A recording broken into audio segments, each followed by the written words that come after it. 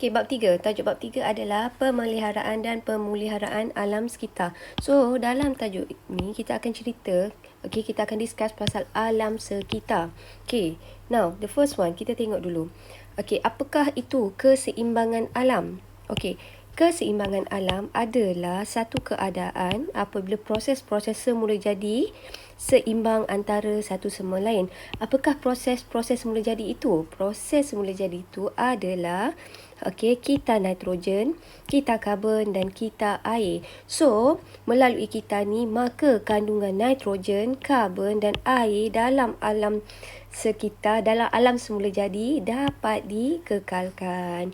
So, apakah kepentingan kita nitrogen? So, kita nitrogen ni kita dah belajar dalam bab 2. Now dalam kita nitrogen ni, awak belajar sebenarnya nitrogen ni, unsur nitrogen ni adalah penting untuk membentuk protein. So nitrogen ni penting dalam pembentukan protein. Tetapi kebanyakan unsur nitrogen adalah dalam bentuk gas. So unsur nitrogen ni perlu diubah dalam bentuk ion, which is ion nitrat. So dalam bentuk ion nitrat ni barulah tumbuhan dapat serap unsur nitrogen. So oleh itu protein dapat dibina oleh tumbuhan. So kepentingan kita nitrogen adalah penting dalam pembentukan protein. Dan satu lagi, tadi kan kita dah cakap sini nitrat kan. Oleh itu kalau ada nitrat dalam tanah, kesuburan tanah dapat dikekalkan.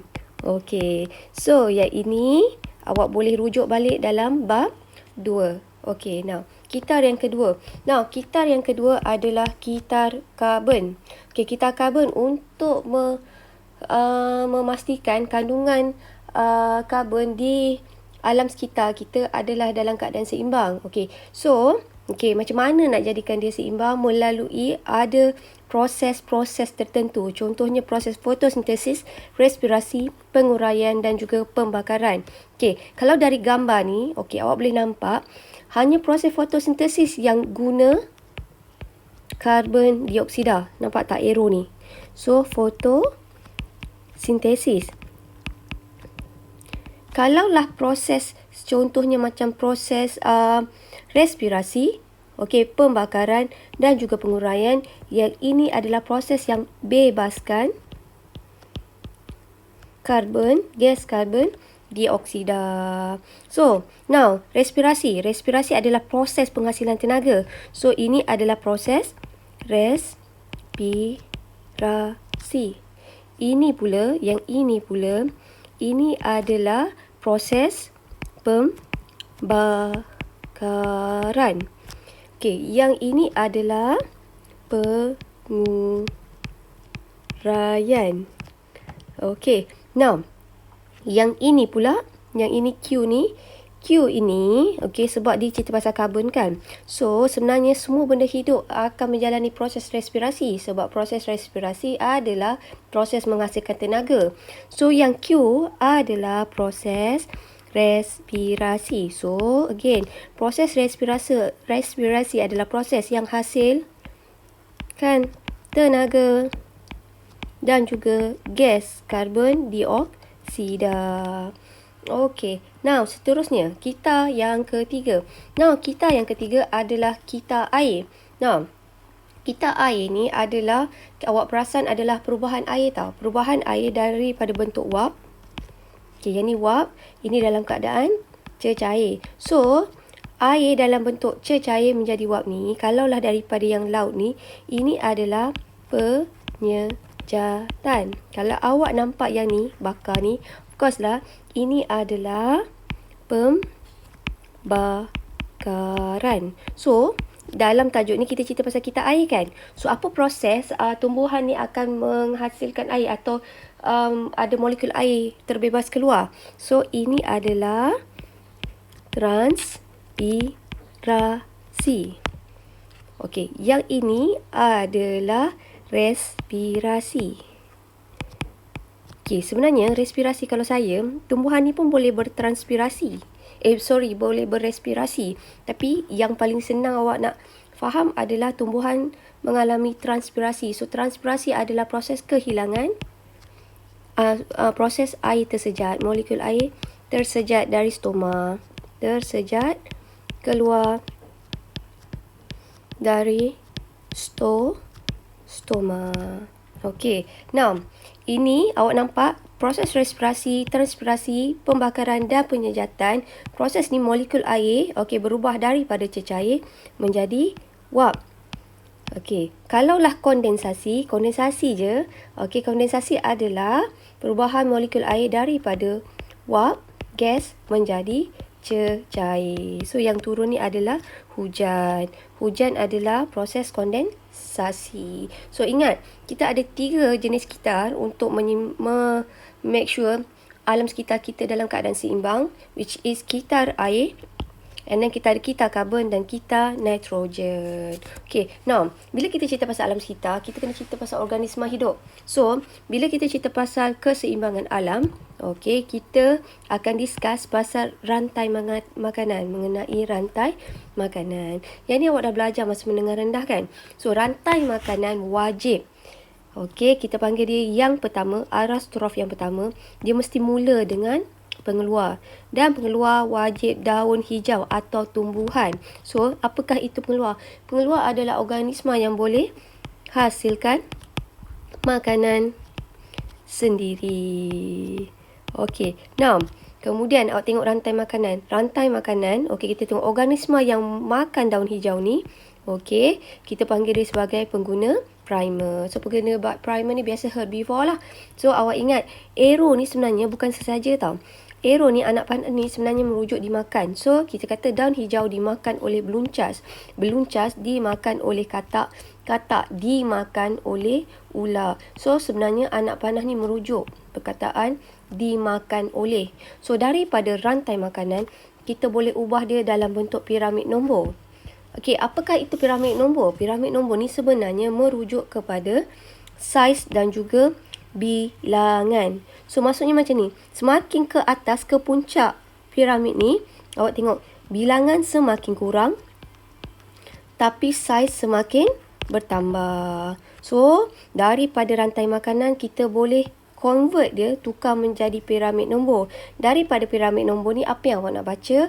Awak tengok, kalaulah semakin ke atas, okey, bilangan dia makin sedikit, saiz makin bertambah. Maksudnya kalau compare daun hijau dengan ular, yang ini bilangan daun hijau ni adalah banyak. Ular bilangannya adalah sedikit. Tetapi dari segi saiz ular adalah besar, saiz daun adalah kecil. Now, katakanlah soalan. Katakanlah ular ditangkap. Ular tak ada, ditangkap. Siapa paling happy? So, yang paling happy adalah katak. So, bila ular tak ada, bila ular ditangkap, bilangan katak akan meningkat. Sebab tiada siapa yang makan katak. Sebab tu, dia meningkat. So, bila masalahnya sekarang, bila katak ni banyak, bila katak ni banyak katak yang makan beluncas. Terlampau banyak katak yang makan beluncas. Oleh itu, bilangan beluncas akan berkurang. So, bilangan beluncas akan berkurang. Bilangan daun hijau akan bertambah. Kenapa? Sebab dah kurang organisma yang makan daun hijau. So, bilangan organisma dalam rantai makanan ni boleh dikawal dengan secara semula jadi. Contohnya adalah melalui persaingan antara spesies, melalui bencana alam, kemarau, gempa bumi dan gunung berapi. So, kesimpulan. Apakah itu keseimbangan alam? Keseimbangan alam adalah proses semula jadi yang seimbang antara satu dengan yang lain untuk mewujudkan ekosistem yang stabil. Okey, now kita akan discuss pula, ada tak fenomena yang boleh mengganggu keseimbangan alam?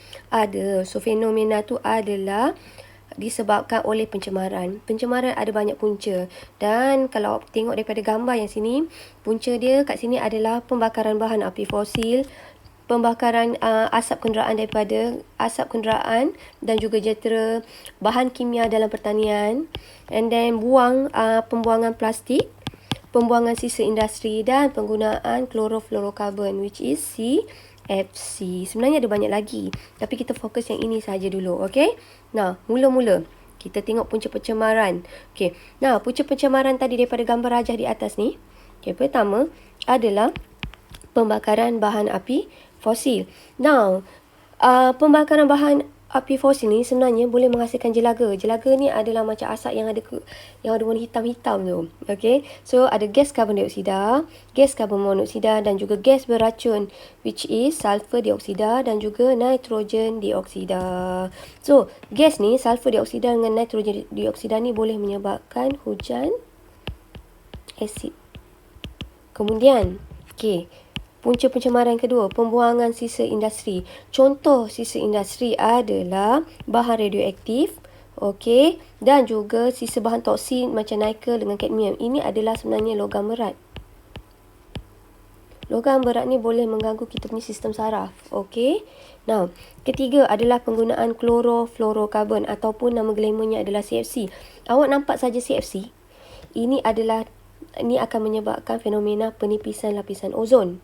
Okey, apa bahaya lapisan ozon ni menipis? Bahayanya nanti lebih banyak cahaya matahari, sinaran UV daripada matahari yang berbahaya yang akan memasuki bumi.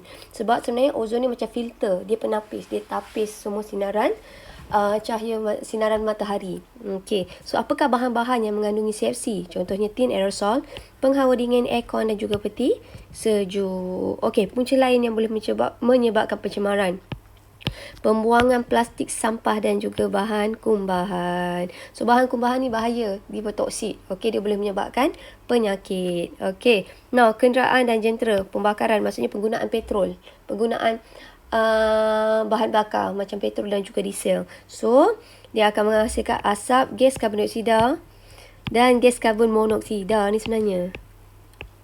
Monoksida. Dan jentera kenderaan ni biasanya menghasilkan bunyi yang bising. Okey. Now, kemudian kita ada bahan kimia dalam pertanian. So, contoh bahan kimia dalam pertanian macam baja kimia, racun serangga dan juga racun kulat. Now, okey, seterusnya kita tengok dekat sini apakah kesan okey pencemaran ni tadi. Okey, kesan yang pertama kita tengok kalaulah ini pembuangan bahan toksik kilang ni. Alright, ni gambar dia. So, dia akan menyebabkan apa? Organisma akuatik akan mati. Daripada gambar ni pun awak tahu menyebabkan pencemaran air. So, awak tengok dia memusnahkan habitat. So, macam ni ikan nak duduk dalam ni. Nampak tak mata kita sakit kan? So, merosakkan keindahan alam semula jadi. So, kehilangan sumber ekonomi, contohnya nelayan. And then, bila dah mati, banyak organisma akuatik mati. So, spesies haiwan dengan tumbuhan akan menjadi semakin pupus. Yang ini tadi saya cakap. Contoh-contoh bahan toksik adalah seperti kadmium dengan merkuri. Ini adalah logam berat. Dan sebenarnya logam berat ni boleh meresap masuk ke dalam tumbuhan akuatik ataupun haiwan. Let's say kalau awak makan ikan yang ada logam berat tu boleh dipindahkan masuk ke dalam badan kita. So, boleh merosakkan sistem saraf kita. Okey. Now, kesan yang kedua, ini pula. Kesan pembakaran bahan api fosil. Contoh bahan api fosil adalah petroleum, gas asli dan juga arang. Okey. Now, of course yang pertama dia boleh menyebabkan pencemaran udara. Now, hujan asid ni biasanya adalah disebabkan oleh dua jenis gas, which is sulfur dioksida dan juga nitrogen dioksida. So, bilalah pencemaran udara ni, of course lah dia boleh merendahkan kualiti. Tapi dalam kes ni tengok kualiti air. Kualiti air kenapa? Sebab kalau hujan asid ni tadi, hujan asid disebabkan sulfur dioksida dengan nitrogen dioksida kan. So, sulfur dengan nitrogen dioksida ni, dia boleh merendahkan kualiti air. Sebab gas ni boleh larut dalam air. So, kualiti air tu akan menjadi rendah. So, yang ini pula, pembakaran boleh menyebabkan kesan rumah hijau. So, kesan rumah hijau ni, tengok jenis gas tau. Kalau hujan asid, disebabkan sulfur dioksida dengan nitrogen dioksida. Kalau kesan rumah hijau, disebabkan gas apa? Disebabkan gas karbon dioksida terlampau banyak. So, nampak beza. Hujan asid, sulfur dioksida, nitrogen dioksida. Kalau kesan rumah hijau adalah disebabkan gas karbon dioksida. So, pembakaran ni semua akan mengganggu organ apa? Especially, dia boleh mengganggu organ paru. So, mengganggu sistem respirasi. So, asap boleh memedihkan mata. Asap terlampau banyak boleh menyebabkan penglihatan menjadi kabur. So, ini adalah antara kesan-kesan pencemaran yang disebabkan pembakaran bahan api fosil. Now, kita tengok seterusnya. Ni tadi sama macam yang tadi. Okey, katakanlah kesan hujan asid. Now, hujan asid ni tadi kita dah cakap adalah disebabkan oleh nitrogen dioksida dan juga sulfur dioksida. So, biasalah tadi kita dah cakap gas nitrogen dioksida, sulfur ni boleh larut dalam air. Sebab tu bolehnya berlaku pencemaran air. Now, kemudian dia boleh memusnahkan habitat, merendahkan pH, dia akan menjadikan tanah lebih berasid dan juga asid ni boleh mengkakis. So, boleh merosakkan jambatan. Okay, bila pH rendah, sangat berasid, okey, dia boleh menyebabkan organisma mati dan juga akan pupus dan mengaburkan mata ni, maksudnya pedih mata. Okey, mengaburkan mata, which is mata jadi pedih sebab hujan tu mengandungi asid yang berlebihan. Sebenarnya hujan memang asid. Hujan biasanya asid. Air hujan sebenarnya berasid. Okey, pH air hujan yang normal adalah 5.5. Ni hujan biasa. Tapi kalaulah hujan asid, pH dia adalah kurang daripada 5.5. Mungkin dia boleh jadi 3, mungkin boleh jadi 4. Itu yang kita panggil dia sebagai hujan asid. Okay. Now, seterusnya.